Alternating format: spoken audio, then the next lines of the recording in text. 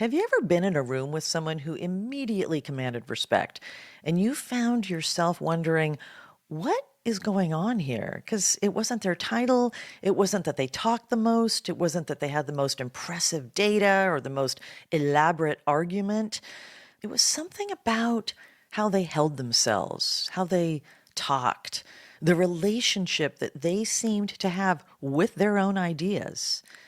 And then, have you ever caught yourself doing the opposite? Maybe softening a point before anyone pushed back on it, or adding a qualifier to a recommendation that you were completely confident in, or hearing yourself say, I might be wrong, but about something that you weren't remotely wrong about and you knew it. Why is it that we do that? Why do some professionals immediately register as credible and other people who are equally capable, they have to work twice as hard to get half the traction? In this episode, we're going to answer that question specifically, practically, because the gap between being capable and being perceived as capable, well, it's real. And it shows up in who gets promoted and who gets asked back and who gets the resources they ask for. And it's an entirely closable gap. So let's get into it.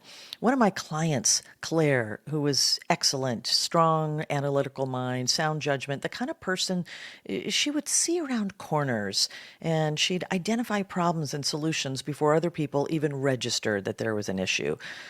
By every objective measure, she should have been accelerating in her career, and she wasn't. She'd been passed over for a promotion twice.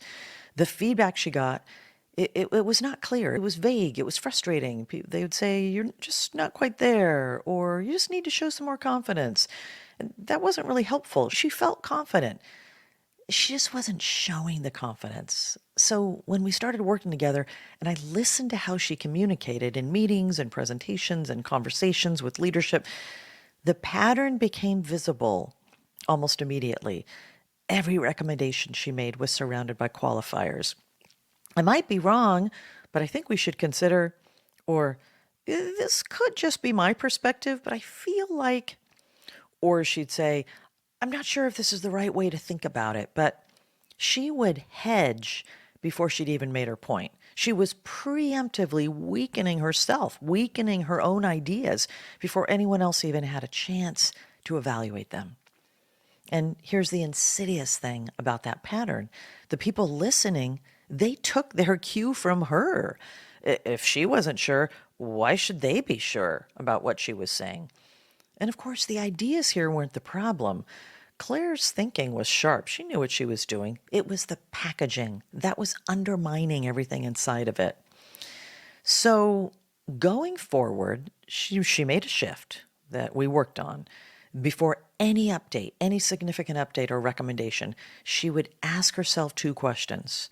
First, she'd ask herself, do I actually believe this?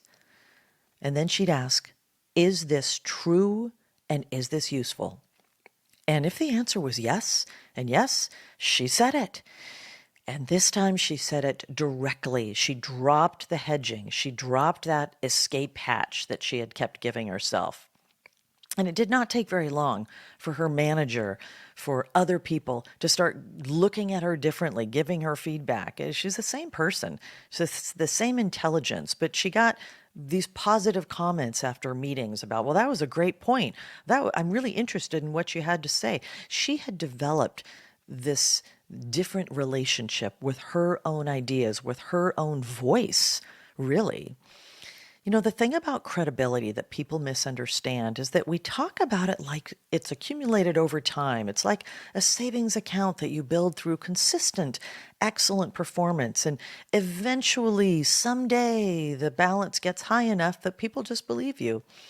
And look, over time, yes, that's true. But in the moments that matter the most, in the meeting, in the presentation, in that really important high stakes conversation, credibility does not get assessed from a savings account. It is evaluated right then and there in real time. And that evaluation, it happens faster than you think. Research is very clear that people form initial competence judgments in not just seconds, in fractions of 1 second.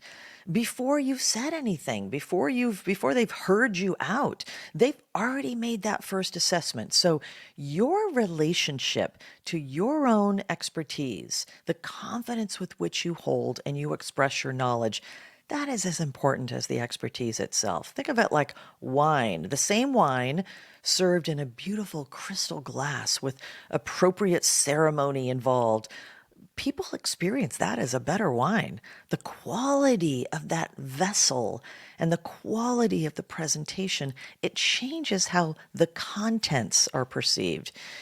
Your ideas are the wine, your communication is the glass, and people are rating both of those. Researchers who were studying expert witness credibility in mock trial settings. They wanted to understand what actually made jurors believe or not believe an expert witness. And their working hypothesis was straightforward. Expertise would be the dominant factor. The witness who is the most knowledgeable, the most credentialed, the most technically rigorous, well, that's who the jury would trust. And it seems obvious, seems like the right conclusion, right? So they controlled for expertise, the same level of knowledge across witnesses, the same quality of the information, and they only varied one thing: communication style. And the results were dramatic. Communication confidence and message clarity were the dominant predictors of perceived credibility, even when expertise was held totally constant. The witnesses who were believed were not the most expert. They were the ones who communicated with certainty, who structured their message clearly, who said what they meant without all of this extraneous qualification, who spoke like they trusted their own knowledge, who spoke as if the relationship between them and their own expertise was solid ground, not shifting sand. And here's the insight that makes it so important, is that the jurors could not actually evaluate the science. They didn't have the technical training to assess whether the expert's conclusions were correct. What they could evaluate, and they did evaluate immediately and continuously, was the expert's relationship to the science. A witness who seemed uncertain made the jurors uncertain. A witness who seemed clear made the jurors confident. Your expertise is only as credible as your relationship to it looks. I'm going to say that again. Your expertise is only as credible as your relationship to your expertise looks to other people. And that is not a small thing. That is the thing. Now, let me name some behaviors that accidentally reduce your authority, because every single one of these is fixable, but only if you see them. The first one is systemic qualification. I might be wrong, but this is just my take. I'm not sure if this is the right way to look at it, but intellectual humility, look, is a strength. Appropriate uncertainty signals good thinking. But there is a really big difference between genuine intellectual humility. I don't yet have enough information to be certain about X. That's genuine intellectual humility. And reflexive hedging, which is what happens when you overly qualify your ideas that you're actually confident in because you're afraid of being wrong in public. The first one is honest, but the second one is self-sabotage, and it is not so cleverly disguised as modesty. So systemic qualification has to go. Another thing that has to go is nervous laughter. Laughing, people often laugh to soften a hard point, or they laugh a little bit when they're challenged, or they have this nervous laughter to release the tension in the room. Sometimes it's appropriate, I won't argue that, but systematically, it undercuts the seriousness of what you're saying. It signals, I'm not totally comfortable holding this ground. And people believe that. You sent a signal, and they're taking your word for it. The next one that has to go is permission-seeking communication. Saying things like, would it be okay if, or I was hoping maybe we could, or is it all right if I share a thought here? Those send such a strong message that you don't even believe in what you want to share. So if I say, Is it all right if I share a thought? I plant a seed of doubt in their mind, thinking, well, maybe it's not okay. And they make up some excuse. They don't have time. They've already come to a conclusion on something, and you never get to say what you want to say. If you have a thought worth sharing, you got to share it. You don't need permission. The next one is just over explaining, making a clear point, and then you just keep going. When you make your point, this has got to go. When you make your point, that's the time to stop. Instead of keep going and adding more context, and then here's some caveats, and then here's an alternative interpretation, then reassurance that you've considered the other side. By the time you're done here, your point is buried deeply underneath everything that you've added to protect it. It's too late. And it says one thing about you: this person does not fully trust their own thinking. You got to make the point, and then you got to stop. Trust it to land. The last one is insidious, and people don't even hear themselves doing it. Uptalk, ending statements with an upward inflection, like this. Ending statements with an upward inflection. It's like that inflection at the end, the voice that rises at the end of a sentence, as if the sentence, which is a statement, is actually a question. It turns every time you want to assert something, it turns it into a request for approval. It says to the room, is this okay? Do you agree? Am I right? Real authority does not request permission, because if you put it out there that way, you know what? For them, it's not going to be okay. It's not going to be all right. They're going to wonder, consciously or subconsciously, what's happening here? I don't believe it, because clearly this person doesn't believe it. Real authority does not request permission. Real authority offers a perspective, and it goes down at the end of the statement, and it trusts the other person to engage with it. So everything I've described so far is behavioral. It's trainable, it's changeable, and the behavioral shifts, they're real. They work. But underneath the behavior, well, it's something else, and it's something that also needs attention. Most of the patterns that I just described, the hedging, the over-explaining, the qualification, the permission seeking, they're not random. They come from somewhere real. They come from a genuine uncertainty about whether your perspective counts, about whether you've truly earned the right to take up space, about what happens if you're wrong in front of people who matter. And no amount of communication technique is going to take care of that if the internal belief is not going to resolve that, if what's happening inside hasn't shifted. So what I want to say directly is that you've done the work.